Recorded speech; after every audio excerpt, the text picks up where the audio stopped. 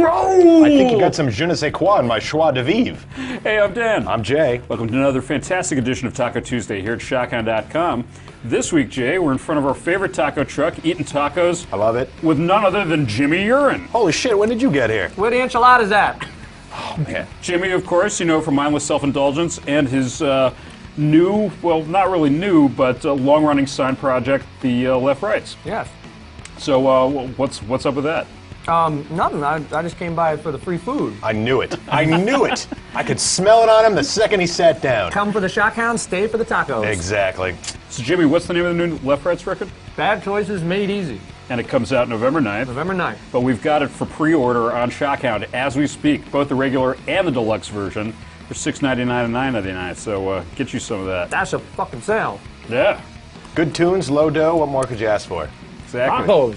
Of course. Well, and we got those. So speaking of good tunes, we've got new records from Belle and Sebastion and Dimmu Borgir to talk about. But before we get to those, Jay's got some other things he wants to... Put in your fry later? Yeah, put in your fry later. That's right. Tons of great new releases this week. First up, it's the return of Massachusetts metalcore masters All That Remains, and their new record is called For We Are Many. And they still remain, obviously. They do indeed. They're managing to buck the trend. You know what it was? They were neither bleeding nor dying. Thank God. That is really the key.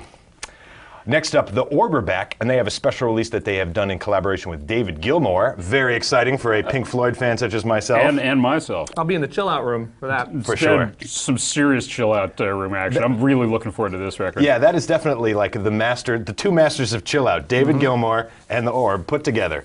It's none more chill. None more chill indeed. The record's called Metallic Spheres, and it's also out today.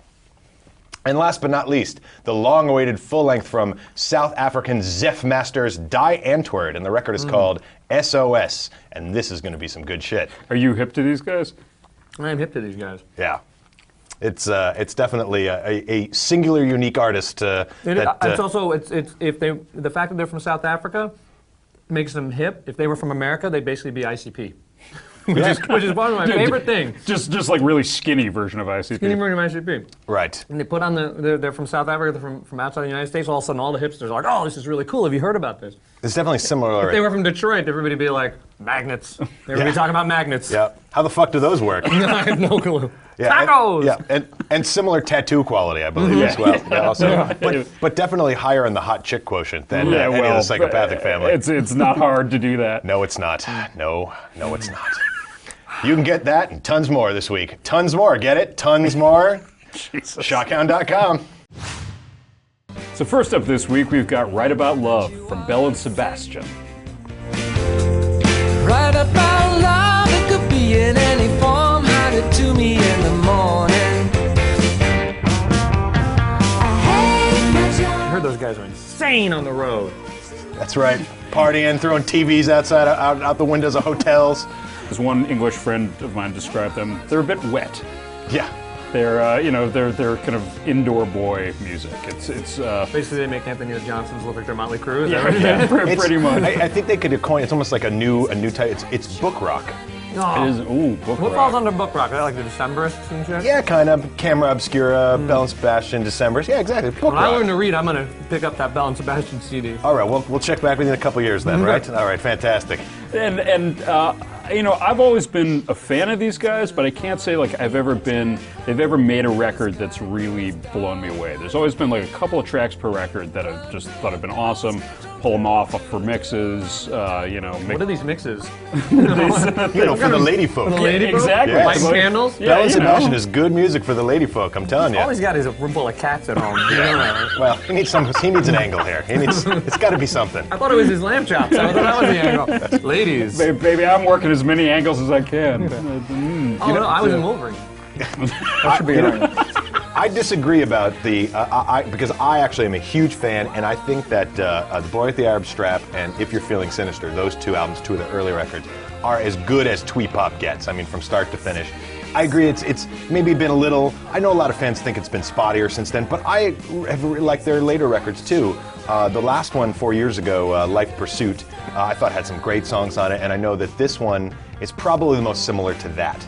This new record. No, I think it's sonically and stuff. Same producer too. Yeah, I mean it's all very pleasant, but there's only there's like maybe 3 songs on this that I would actively choose to listen to again. How about you?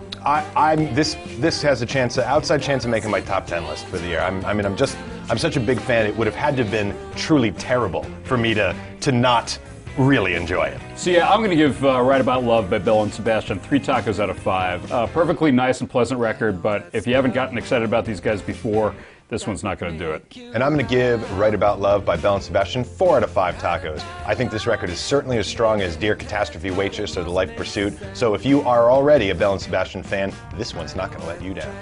And that calls for tacos, man. It always does. That's my favorite part of the show, Jimmy. Me too. Tacos.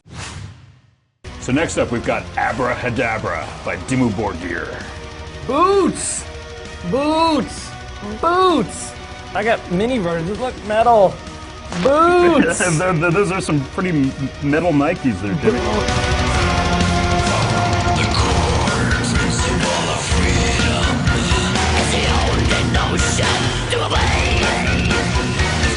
So, you're a big fan of Dimmu Borgir or just their boots? Just their boots. Everything from the knee down, I'm all over it. They are a real quality band from the knee down, I gotta tell you. I mean, they have other qualities too, but from the knee down, impeccable quality. Knee down, it's an A all the way across the board. Unquestionable. It's beyond reproach. It is. So, a lot of people were kind of wondering what was going to happen to him with this record because they got rid of Vortex and Mustis, who were two of kind of not the main guys per se, but seemed to contribute a lot musically to the band. Right. I was the most worried about the loss of Vortex because I think that the clean vocals, the operatic clean vocals that he has added in the last several records are a huge part of what makes the complete sound of the band. Sounds like you're talking about Klingons. Yeah, almost. Yeah. Pretty much. Everything except Vortex left the band. He did? What happened? He go into space? Right, yeah, he doesn't sucked out through a black hole there. Something. As long as they didn't lose their makeup artist, I'm okay with it. Right, no, I think he's still there. But yeah, I think that, I was too very worried because, I knew that was going to leave a gap in the sound, but I think that they have filled those gaps very nicely. Well, I mean, what they did was they went out and got a full orchestra and a choir. They sure did. On the record. They sure did. Yes. It's like okay, let's we lose our orchestrator. Let's go full on and show people what we can do. That's not a bad idea. Yeah, no, it's definitely the most symphonic and the most orchestrated record that they've ever done. It's also the least overtly black metal. Completely. Of any record that they've ever done. Certainly a lot of hardcore black metal people have already gotten off the Dimmu train years ago. I want to know what they're on now. Years ago? Years ago. So now I think this is like the last lingering ones are getting off at this one because it's So now they're sellouts, is well, not necessarily, because I see it as more as like an evolution. Because black metal, especially early on, it was so lo-fi and so rigid in its sound. People who actually murdered people actually made the sound. Absolutely. Right? That was hardcore. It needed to evolve somewhere, and I think that some of the bands that have, bands like Immortal, were content to just basically sound the same, their entire thing. And Emperor kind of disintegrated into chaos as their progression. But some of the other bands like Borknagar, who have added a lot of elements of prog rock into what they do, or Enslaved, who have added lots of elements of psychedelia and atmospheric stuff into what they do, on top of the black metal formula, it is possible to kind of evolve through black metal now. And Dimmu, their evolution basically, it's like now they kind of live in that weird territory somewhere between Cradle of Filth and the Electric Hellfire Club. Yeah, you know what I mean? It's like they're somewhere. That's a really good way of putting it. That's an interesting street. Is there anything else on that street? Yeah, it's very dark. Taco truck. Yeah, exactly. Yeah. It's very dark on that street. You need bring a flashlight and maybe some holy water and something because it could be a little gloomy and dark. So I'm going to give Abrahadabra by Dimmu Borgir 4 tacos out of 5. Really interesting record. Definitely leaving black metal behind on this, but going someplace very interesting.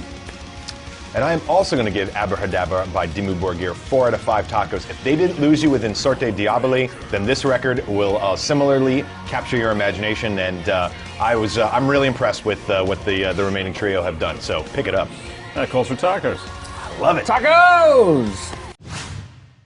Well, that about wraps it up for this very special Jimmy Urine-soaked edition of Taco Tuesday here at ShockHound.com. I'm Dan. I'm Jay. And Jimmy, you got Left Rights coming out. Left Rights, Bad Choices Made Easy, comes out November 9th. You can pre-order it at the ShockHound.